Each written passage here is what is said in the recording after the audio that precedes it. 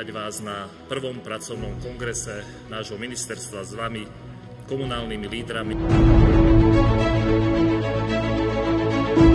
Chceme upraviť nielen legislatívu, ale aj všetky procesy, ktoré sa eurofondov týkajú tak, aby sme mali čo najmenej nezmyselných alebo opakovaných požiadaviek. Vláda do budúcna už nespraví žiadne rozhodnutie, ktoré sa vás dotýka bez diskusie s vami a že na naše mestá a obce už nebudú presúvané žiadne kompetencie bez toho, aby k tomu neprislúchal aj zodpovedný balík peňazí.